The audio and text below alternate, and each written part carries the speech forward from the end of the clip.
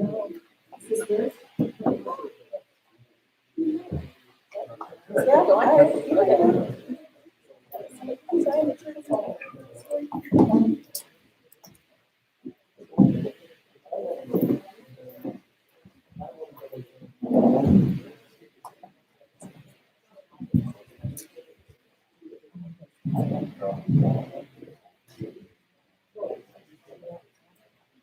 Good evening, everyone.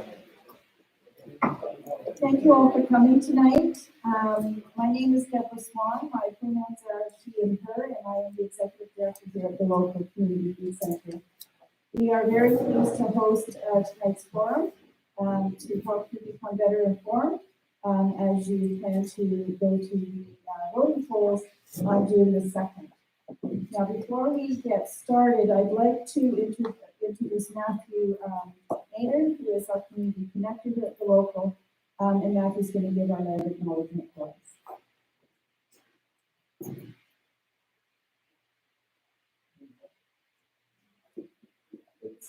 It's my honor to be here with you, and it is my honor to provide this land acknowledgement. We acknowledge that the land in which we live, work, and gather together. The history has been the home of the Haudenosaunee, Longhouse people, and for over 13,000 years. And it is more recently the home of the Anishinaabe. The territory is part of the Dish and One Spoon Covenant.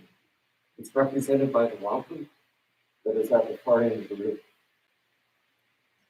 It is an agreement between the Haudenosaunee Confederacy and the Anishinaabe people to peacefully share resources and welcome in newcomers as they enter Turtle Island.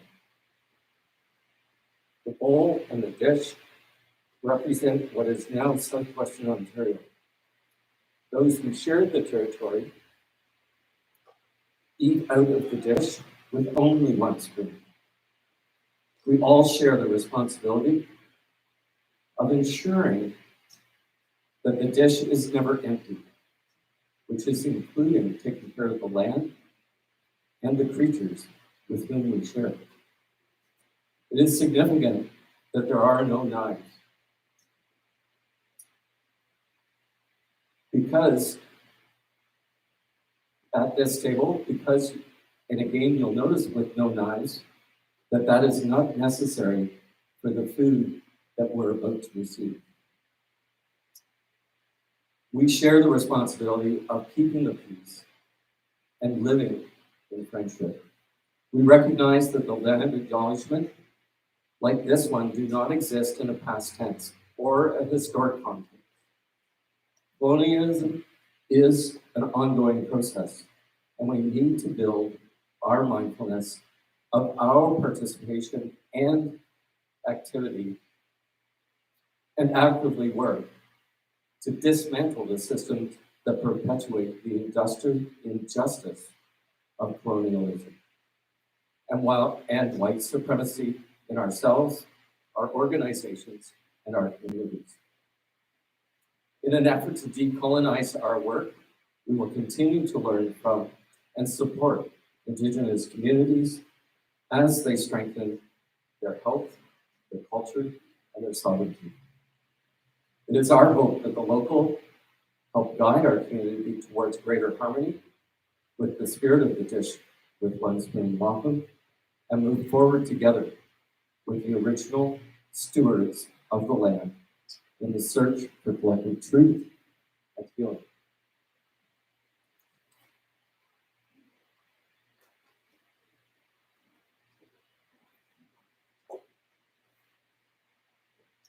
Thank you very much, Matthew. So I'd first like to introduce our candidates. We have Laura Bouchetti, who is representing the Green Party. Ashley Fox, next to her, is our Liberal candidate. Jody Burback has, we worked on this pronunciation at the front door, and I obviously got it wrong. Jody represents the NDP party, and at the very end, Matthew Ray, who is the Progressive Conservative It's interesting, none of these are incumbents, these are all new candidates. So whoever is elected will be a newbie at Queen's Park. So we want to say good luck to whoever ends up in that seat. And being a newbie anywhere is a challenge. So it'll just be one more you'll have as the elected candidate. So the forum for the night, each candidate is going to have 2 minutes to make an opening statement, after which they'll be asked some key questions that have been developed through the past few weeks. A survey has been compiled from questions we received from our community members. And so what we tried to do is put together the issues and questions that were most important to our community. And so that's how the questions were compiled. And I'd like to introduce now Jamie Cottle, who most of you probably know as the morning personality on GSAT. Jamie has graciously agreed to moderate tonight's proceedings, and I'm going to hand it over to him now.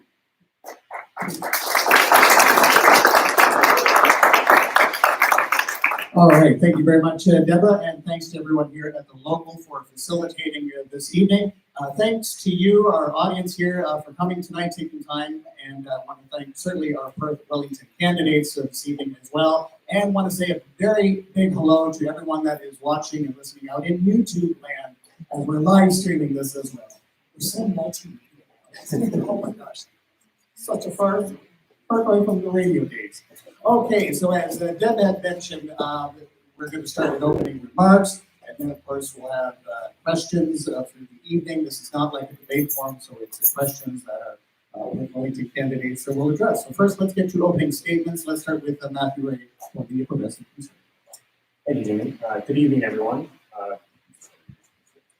It's great to join you this evening. I want to thank the local Food Community Center and Deborah and Jamie and Deborah's entire team for organizing tonight's event. It's great to be here. My name is Matthew Ray, the Progressive Conservative candidate. As someone who grew up and worked on my family's farm just north of Harriston, I'm especially excited to participate in this forum here where they grow such great food locally for the community. I'm a graduate of the University of Guelph and the Diplomatic Academy of Vienna. I've worked with both the House of Commons and the Legislative Assembly of Ontario, and I currently work for an education company. And for the past couple of years, I've sat on the Perth County Committee for Attainable and Affordable Housing. I'm also a first-time homeowner in Mitchell and understand the challenges our young people are currently facing in this market. The COVID pandemic posed significant challenges for many people in Perth Wellington. During the height of the pandemic, the PC government made significant investments in social services, including $750 million in social services relief funding and an expanded access to the temporary emergency assistance for those in financial crisis. A re-elected PC government will increase Ontario's disability support rates by 5%, the largest increase in more than a decade. Additionally, a re-elected PC government will introduce legislation to increase ODSP rates annually tied to inflation. Ontario Works and ODSP clients continue to have access to the discretionary funds we set up during COVID. Our PC government understands the impact of not having a place to call home has an impact it has on a person not having a home to call their own. That's why we're providing $1.2 billion in support through the Social Services Relief Fund, one of the biggest investments in support of housing and homelessness in Ontario's history. Working with our municipal partners like Stratford Community Housing, will continue to develop a shared vision of social assistance for the community. A vision focused on people we serve and how we can connect them to the supports and respond to the unique needs and barriers they face. If elected as your next member of Provincial Parliament, I will advocate for our communities in Queen's Park. I look forward to your questions this evening, and thank you very much. All right, thank you. Now let's next hear from Jody Burback with the Ontario NDP Party. Thank you, Jamie, and thanks everyone for being here. Especially thank you to the local, Derek and Deborah, for hosting tonight. And I know many of you know me already, but for those who don't, my name is Jody Burback, and I'm your Ontario NDP candidate for Perth Wellington. I've lived in Stratford since 1999, and I moved to this area because I thought it was a great place to raise my 3 children. I was not wrong. I've been a small business owner for the past 28 years, specializing in graphic design and communications, and I have a master's degree in communication studies. Since 2018, I've been a city councillor here in Stratford. A I've also been a volunteer for many local organizations, including Cycle Stratford, the Foundation for Education, and right here at the local as a meal delivery person during the pandemic. I've been asked many times recently why I'm running to be your provincial representative, and the answer is simple. I love living in this region and in this province, and I'm ready to work hard to make it a better place for all of us to live. Working families are facing many challenges right now in Ontario, and specifically here in Perth Wellington. I understand these issues that we're facing, and I know that the NDP is exactly what we need right now. Our priorities are to invest in affordable housing, healthcare, long-term care, and education, and we plan to do all of these things using a climate lens. We will put people and the planet before profit. I also wanted to say Happy International Nurses Day, and hopefully by the time this day rolls around next year, Bill 124 will be ancient history. Thank you. Thank you very much. And now we hear from Ashley Fox for the Liberal. Thank you very much, and thank you again to the local, Deborah and Jay, as well as everyone who worked behind the scenes. I know it takes a village, and I really appreciate being invited this evening. My name is Ashley Fox, and I am the Ontario Liberal candidate for Perth Wellington. I am a registered practical nurse with certifications in advanced foot care and gerontology practical nurse certification with the Canadian Nursing Association. I am a first-time homeowner buyer in Palmerston, Ontario with my husband Jeff, and we are expecting our first child later this year. I grew up in Harrison, Ontario, the northern part of the Riding, attended Harrison Minto Clifford, Harrison Senior, and Norwell DSS before going to another area for college. I work presently in home care as a nurse case manager and a community outreach coordinator with Promise Home Care in Kitchener-Waterloo, and I facilitate a course as part of the leadership of senior living with Promise Rota. My experience in nursing is primarily in senior care, including a background in hospital, addiction care, mental health, retirement homes, and long-term care. During the pandemic, I volunteered my time with the Region of Waterloo Public Health Unit in order to assist with COVID-19 vaccinations for our local retirement communities and long-term care homes. My experience in governance comes from being a two-term board member as the College of Nurses in health regulation, and I also participated in co-chaired many committees during that time, including holding the title as Vice President RPM for 2 years. When my term was completed, I was approached to sit as a nursing advisor with the Canadian PSW Network, a network that's focus is on supporting personal support workers across Canada. I look forward to the discussion this evening, and thank you very much for inviting me. And thank you, Ms. Fox. And let's hear from Laura Bouchetti for the Green. Hello, I'm Laura Bouchetti, candidate for the Ontario Green Party. I've been living in Stratford since 1988. I came here to work in the automotive sector in R&D and quality, and I stayed and raised a family with my husband at 27 years. I have seen our city and area grow and prosper over the years, but I'm concerned with the present circumstances in our province. In a province as rich as ours, we should not have people that are working full-time but not able to find an affordable place to call home. We should not have people stressed and anxious about whether they can afford food. We should not see patients lingering in hospital corridors waiting for care. We need to be climate leaders for a future that is already here. It's time for new solutions to Ontario's old problems. The Ontario Greens platform lays out a vision for the Ontario we all want and will deliver it with the leadership we need. This will be achieved by investing in a caring society, connecting communities, and building a new climate economy. The Green Plan includes 6 key priorities: homes, not highways. So cancel 413, invest the $1 billion per year to build 182,000 affordable community rental homes over 10 years. 2, mental health is health. Increase mental health spending to 10% of our health budget and include mental health under our over. 3, new climate economy. Establish a transparent annual carbon budget to reach net zero by 2045. 4, respect for people. Repeal Bill 124 and pay PSWs, nurses, and ECs a fair wage.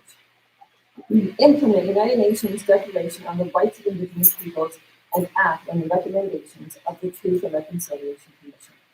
5, invest in health and education, and 6, protect nature. Permanently protect pine farmland, wetlands, and conserve 30% of nature by 2030. Thank you for being here. Thank you. All right, so we know the format for tonight's forum. I have 6 questions, and each candidate will be given 2 minutes each to answer the following questions. And Deborah is timing you, so you'll have 2 minutes. So she'll hold you to 2 minutes. You don't want Deborah waving and jumping up and down. I can be nasty. So, there you go. Okay, so our first question of the evening. According to a research paper released Wednesday by University of Calgary researchers on Toronto's daily bread food bank usage increased by 53% between January 2014 to March 2020. The increase correlated most strongly with the rise in rent and food prices. Local trends are similarly rising. So our question, as our representative at Queen's Park, what would you and your party do to reverse this trend? And what role do you feel charity should play in the relief of poverty? For this round of questions, let's go to Laura Zubi. First of all, for housing affordability, we need to build livable, people-centered communities where we live, play, and shop. We have to expand the zoning options to increase infill construction and build 160,000 affordable community rental homes in partnership with co-op and nonprofit housing providers. We need to create thousands of jobs with the green retrofit program. And we have to support entrepreneurs in energy storage, electric transportation, smart transit, and low carbon materials. And we need to make sure that we have a basic income for everyone so that no one gets left behind, including people on disability, people who, sorry, that's my conclusion. All right, thank you. Let's go to Ashley Fox. Thank you very much. So in order to focus on reversing the trend, we would obviously be looking at housing affordability, looking at options that we would have in the community, and also supporting our communities. We know that community hubs need to function on not just housing alone, but business dynamics, food affordability, childcare, and equity pay as well. So we would focus on each of those, and hopefully that would target the reversal. In addition to advocating, we know that social service programs need to exist, and we need them to be fair and approachable for our clientele. So we would work on that as well. Thank you. Thank you, Ms. Fox. Let's hear from Jody Burback. Thank you for the question. Affordability is, I think, a prime issue in this election cycle. We've got housing prices on top of prices for gasoline and groceries that would all need attention. So these are things that affect all of us, with the exception of the privileged few. So we need to look at ways to reduce everyday expenses. And one of those ways is to look at gas prices, because that does affect food pricing. So every household has a transportation cost, and there's also cost for getting food to the market. So regulating gas prices would be one of the things that the NDP would look at to start controlling costs. Another thing we would do is to look at raising the minimum wage. Our promise is to raise the minimum wage over 4 years up to $20 an hour. And I'm pretty sure we're the only party who is planning to do that. So we need people to be able to afford the rising costs. So we can't really control inflation, but we can control fair wages. So we need to make sure that people are paid fairly. If they're part of a union, that they're able to negotiate for fair wages. Also, people want ODSP, and ODSP, by the way, is disability support, and OW is for workers. We've promised that we will immediately increase that by 20% when we form government, just to get started. So people right now are living well below the poverty level when they're on ODSP or OW. So they need help immediately. And subsequent to that, we plan to reform the system, looking at things like basic income as well. The system isn't really working for people, and we see that every day here in our community. And And that leads to all kinds of consequences. We see a problem with homelessness, and yeah, there's a lot of challenges. So affordability is key. All right, thank you, Ms. Burback. And Matthew Ray. Thank you, Jamie. It's a very important question. And yes, affordability is probably one of the top issues I hear at the door. And our government's committed to cutting the gas and fuel tax on July 1st. Also to address the housing, which I alluded to in my remarks, was we're investing $1.2 billion in social services relief fund. And so an example locally is the $3.9 million the province contributed to the Candy Street project with community housing there. And also to address the food portion of the question, we have some great agricultural producers in our area, and I know, for example, the chicken farmers contribute a lot to excess for our food banks, and continue to encourage that and work with the agricultural stakeholders to help fulfill the needs in our community. Thank you, Mr. Ray. Okay, question number 2.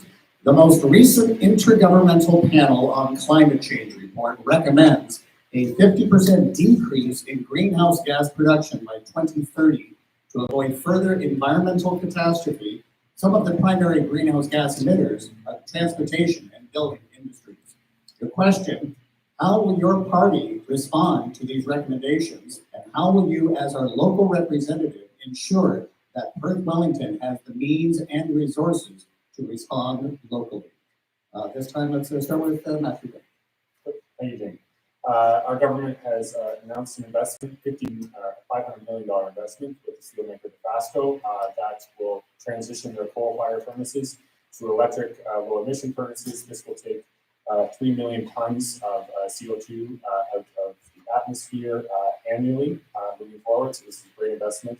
Also, the Premier Victor Valley, who's the Minister of Economic Development, announced major investments in the auto sector to tune of $10 billion total, also the battery facility in Windsor. These are great green jobs for the future in Ontario, and will help build the auto sector of the future, which many factories in Perth Wellington contribute to. And I know they are very supportive of this move towards more EV production locally in Ontario. Thank you. This time, let's hear from Jody Burback. Thank you. So GHG emissions are, we need to have them reduced by 2030. So the NDP has looked at or as promised, reducing 50% from 2005 levels by 2030 and net zero no later than 2050. All new publicly built residential and commercial buildings will be net zero by 2030. And we'll launch a world-leading building retrofit program that will generate $15.2 billion of annual economic activity and create 100,000 jobs. So what that means is that we will be investing in green jobs as we retrofit the existing buildings that we have. And those buildings would then be emitting less greenhouse gas. So it's really important in this area, I think, to make sure that we have a part of those skilled labor. We have a labor shortage here. So making sure that green jobs are the type of jobs that we're creating in this area would be really important. I do know that municipally, we're working very hard to also meet our targets to reduce greenhouse gas emissions. And I think that support from the province to the municipal level would be really important. What I would love to see is some kind of climate summit that would bring all 3 levels of government together to work together towards climate change. Thank you. Yeah, thank you. And now let's hear from Ashley Fox. Thank you very much. The Ontario Liberal Party recognizes that we were at one point leaders in the climate change initiatives. And unfortunately, we've lost that as time has gone on. So we will be looking at a goal of becoming net zero by 2030 and working to cut our methane and carbon by 50% by 2030 in general, and contributing to 25,000 green jobs. In addition to that, we will be supporting our businesses and homes that want to retrofit their businesses and homes to adapt to climate change. We have seen an increase in catastrophes and fires and floods, and we need to be more prepared and aware of that with our businesses and our homes. In addition to that, we recognize that a lot of the contributions to pollution is car related. So we would be offering the cost of public transit to be $1 a ride until 2024, and working on closing gaps in transit networks in every region of Ontario. We would better engage our local communities on transit projects, and better engage our local communities to have a voice at the table in stakeholder feedback. While we are engaging in that, we will also work at electrifying our GO trains, public transit, and school buses, and we will work on climate change initiatives with our federal partners and on municipal level. Thank you. Thank you, Ms. Fox. And in response to this question, let's hear from Laura Issou. Yes, in order to reach our goal of net zero by 2045, we want to redirect the $6 billion subsidy for electricity to support energy efficiency and climate action. And we'll do this by helping low-income and rural areas with targeted energy efficiency and renewable energy programs. It's more important to conserve energy. Incentives to replace baseboard heating with high-efficiency air or ground heat pumps. And also incentives for reusing and sharing community ground source heat pumps. And we also want to adopt strict efficiency standards for all our electrical items. For transportation, we want to immediately cut transit fares in half for the initial 3 months. We want to get the Northlander passenger bill up. We want to, and the province knows that we have to upload 50% of transit costs to help municipalities provide reliable, affordable transit. The only way we can get livable, walkable communities and connected communities is if we support transit, so it must be reliable on the part. We want to add 4,000 electric and fuel cell buses by 2030. And we want to give incentives up to 10,000 for a new e-car and 1,000 for a new e-bike, or 1,000 for a used e-car. We want to expand the EV charging infrastructure and of course support inter-regional transportation to connect rural communities. Thank you. And thank you, Ms. Bouchetti. Okay, question number 3 for this evening's forum. Perth Wellington has some of the richest agricultural land in the world. If we are to continue to be a major part of the food production system for our province, this land needs to be protected from urban sprawl and other types of development. Your question, as our representative and a resident of Perth Wellington, how will you advocate to protect this valuable resource? This time, for this round, let's start with Jody Griffin.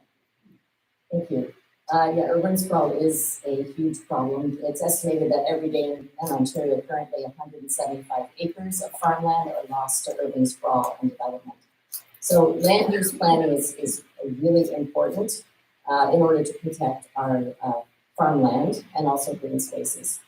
So one of the first things that we would do is encourage development within existing urban boundaries. So we would update zoning rules to enable the construction of those middle missing housing like duplexes, triplexes, stacked townhouses, small apartment buildings, is within rural communities that would definitely help be within the urban boundaries and not, we wouldn't be facing things like huge condo developments. And we would also discourage the sprawl that we see with single family dwellings. And we also know that environmentally speaking, single family dwellings that are sprawling out are actually really bad for the environment. So in order to conserve, we would encourage intensification. We would also introduce a mandatory agricultural impact assessment. So that would be working in partnership with the agricultural community to know and understand the true value of their land. So making sure that they have a say into which land is most valuable and which land would be more suitable for housing, because we do know that we need housing as well. But it's how we approach that housing. We would also cancel certain big projects that would gobble up a lot of farmland, like 413 and the Bradford Bypass, which are really expensive and we would lose thousands of acres of precious farmland. So those are a few of the things that we would do immediately to preserve farmland. Thank you. Let's hear from Ashley Fox. Thank you very much. In regards to our urban sprawl, we would work with our municipalities to see what our municipalities know us best and know what land is to be developed and what isn't. For land that is currently under development, but has been sitting, we would introduce a use it or lose it tax, which would be able to establish an urgency on that need. With affordable housing, we would also be looking at regulations for lower level developments, making it easier for municipalities to build those homes within their organizations. We'd also be looking at MZOs, the municipal zoning orders, and removing it so that there is a new rules-based measure, which would be limited to critical projects, including affordable housing, but only within municipal stakeholder feedback. In addition to that, as we have lost that ability to have stakeholder feedback, we would open it up with municipalities so that there is feedback after hours, social media, and other alternative measures. Thank you. And now let's hear from Laura Bazoo. Yes, so with respect to farmland, we would freeze urban boundaries to stop the sprawl and permanently protect farmland. We would also, in conjunction, implement a grocery code of conduct to protect farmers, local food producers, and consumers. And we would reward farmers for carbon sequestration. And we'd also reward farmers for stewardship. Example, clean water, habitat preservation, soil health, very important, and carbon storage. Because farmers are able to sequester carbon, and they should be rewarded for that. So we should improve the income stabilization program for farmers so they're more accessible to family farms, and they cover a wider range of products and don't penalize farmers who experience bad years. We want to make sure that they stay in business and are able to afford their land. We would also double the size of the green belt to create a blue belt of protected waterways. And we would make it illegal to build any highways on the green belt. We would cancel Highway 413 and create a dedicated truck lane on the 407. The Highway 413 is a $10 billion climate disaster which eats up good farmland, green belt land, and passes through waterways and affects endangered species. Thank you. Thank you. And finally for this round, let's hear from Matthew. Thank you, Jamie. Coming from a family farm, I understand the very importance of our agricultural land and the need to maintain it and working with our municipal partners. We are in a housing crisis. I think everyone would agree at this table, and we all have different ideas how to address it. But the BC government will continue to work with our municipal partners because the one size fits all does not work. Sort of thing. What works for downtown Kitchener or downtown Toronto does not work, obviously, in Stratford or Mitchell or Bristol. And we'll continue to work with our municipal partners moving forward. And it's great to see committed in the budget every single year of a re-elected BC government. We will bring forward a new additional housing supply initiative and working with the municipal partners to continue to build on the successes we've had and to continue to get that feedback locally from our municipal partners and continue to encourage the maintaining of our farmland, but also obviously addressing the housing crisis we've had. Thank you. All right, question number 4. The number of remains of Indigenous children being discovered at former residential schools has shocked the consciousness of our nation. Governments have made formal statements of a condition as remains continue to be discovered. However, there has been very little government action other than these formal apologies. So the question for this round, what specific actions will your party respond with, and which recommendations in the Truth and Reconciliation Report will it focus on over the next 4 years to ensure healing for Indigenous nations? For this round, let's start with Ashley. Thank you very much.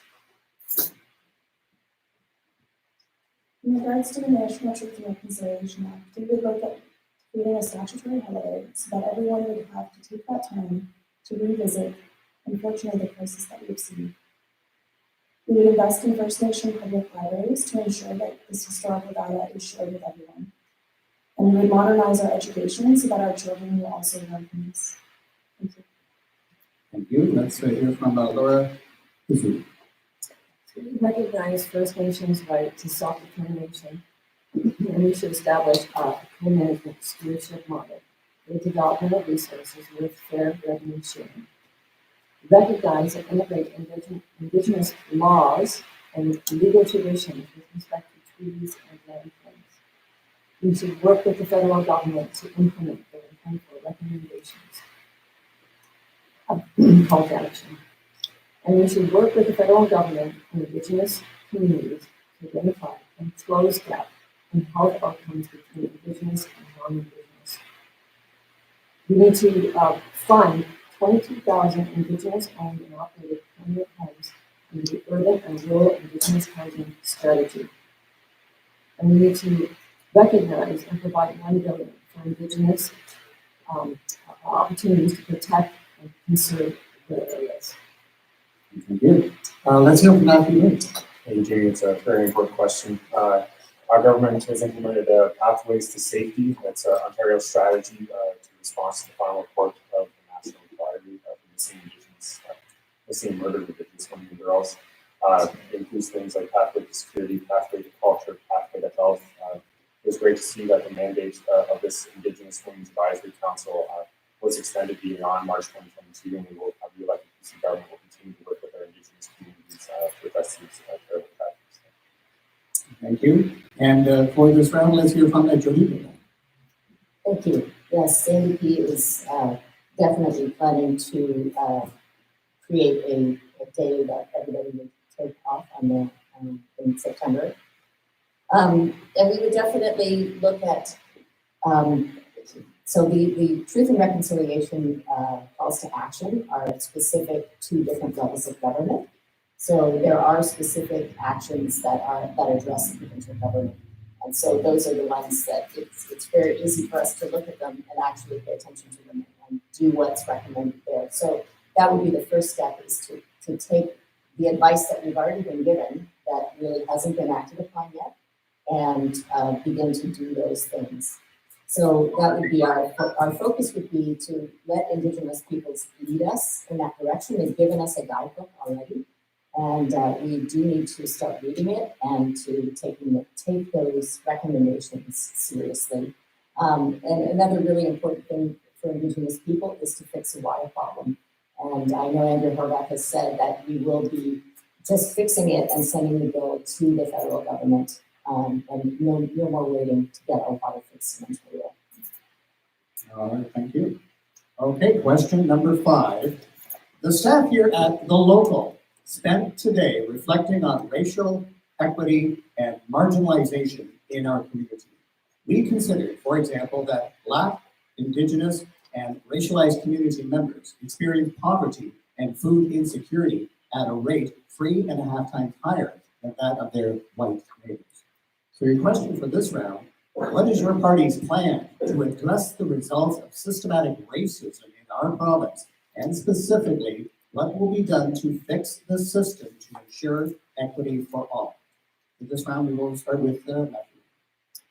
Thank you, Jamie. It's a very important question. BC government will continue to work, obviously, with the BIPOC community to address these issues.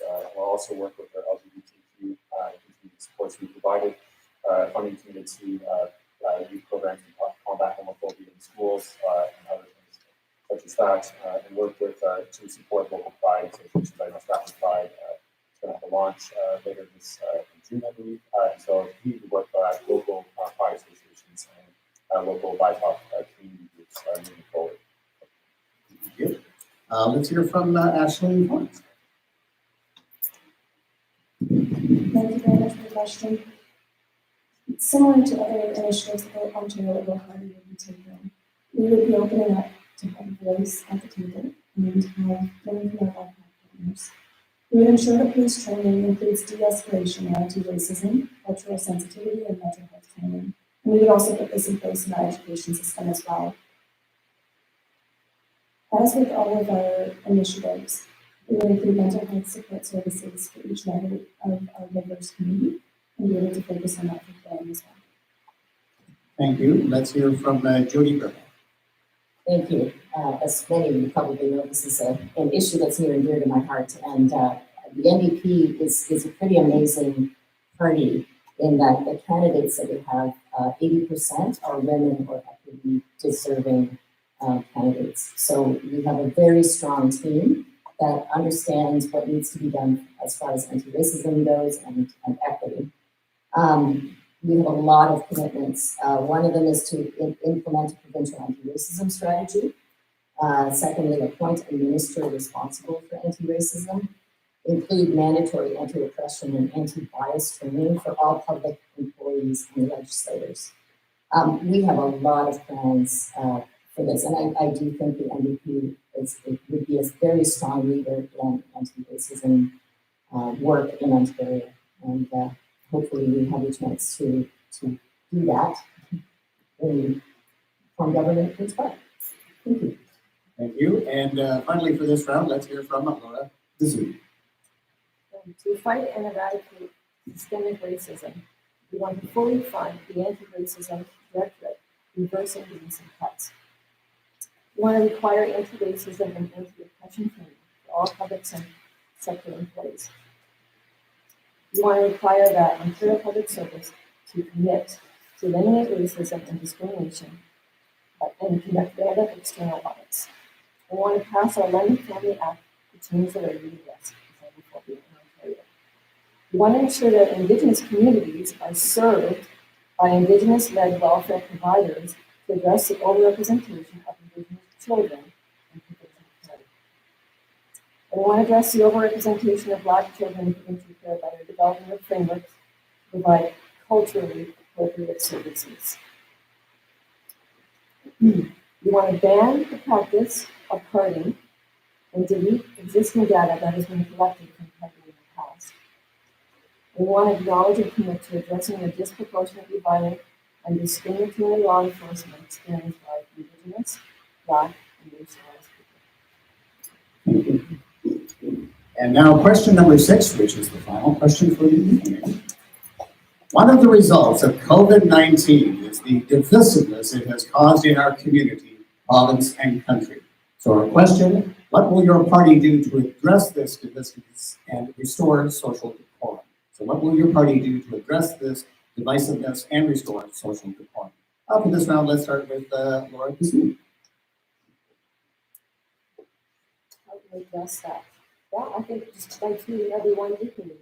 I mean, we accept the fact that some people didn't want to get the shot, and we accept the fact that some people prefer not to wear a mask. And if it's required, people who don't like wearing a mask, I assume would just wear one and put up with the rules as we have here. We would come in and take a mask. So I think just the treating people respectfully. Thank you. Let's hear from Ashley Fox. Thank you very much for the question. So the Ontario Liberal Party would be combating COVID-19 misinformation. As we know, with the pandemic, misinformation has been rampant and unfortunately has led to decisions that are not necessarily in their best interest. Government is hard and sometimes decisions have to protect the most vulnerable people. COVID-19 vaccines would become part of the universal vaccines for education, and we would also open an independent public inquiry into the government's pandemic response. We would increase lab capacity and review our PPE, which unfortunately got us down by not reviewing it on an annual basis. And we'd also review in that inquiry the ability of supplies that were given to public sector or private sector rather than the public sector. Thank you. Thank you.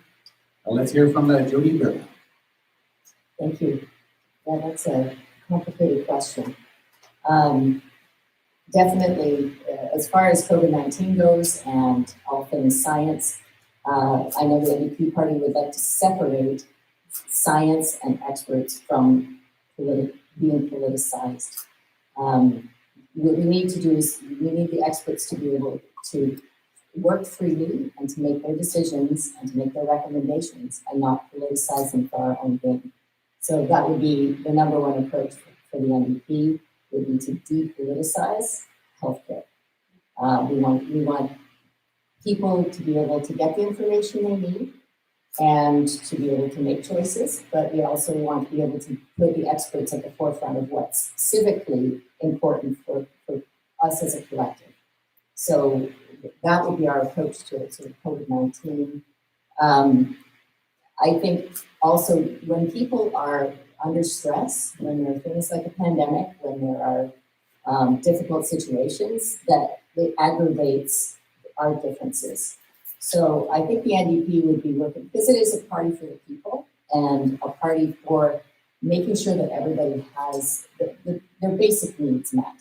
And when people have their basic needs met, they are more likely to feel calm, to feel a little more hopefully friendly and approachable, and be able to work together a little better. So I think pulling people out of poverty and sort of decreasing those extreme differences in people's economic situations and their social situations would go a long way to help with some of the deep divisions that we see. Thank you. And finally, let's hear from Matthew. Thank you, Jamie. It's a very important question. I've been knocking on many doors over the past many weeks. The days put together, as I mentioned, before this evening. And we've had a lot of tough conversations on the door about affordability, about housing, about healthcare, about education, about long-term care. From my perspective, it starts with the individual. I've always been, since I've come to the nomination for my party and now in general, I've always been advocate of being approachable and accessible as a candidate. My phone number is 519-604-8078. Probably text me, nowadays it's pretty full. But again, 519-604-8078. And I think it really does start with the individual. And if we all make an effort to understand one another a little more, I think we'll have a better society. Thank you. And so that I'm going to turn things over now to Deborah, but I'd like to personally thank our candidates for taking part tonight. It's taken me a lot of time.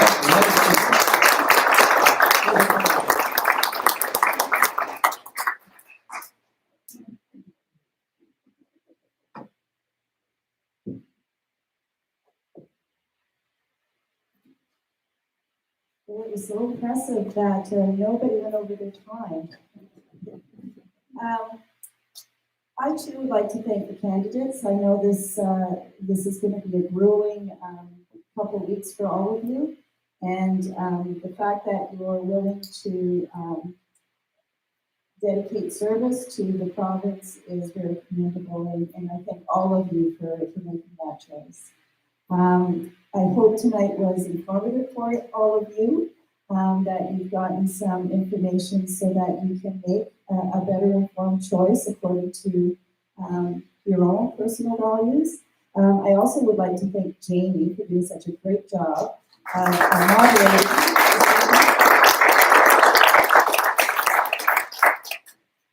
I also need to acknowledge two of my colleagues, Matthew Maynard and Derek Barnes, who have worked really hard on getting tonight organized. And we've had a very long day. We were in training from 9 o'clock till 4:30, and then we had a few hours to sort of get set up for this. So they put in a lot of hours and to make this happen. So I want to thank them.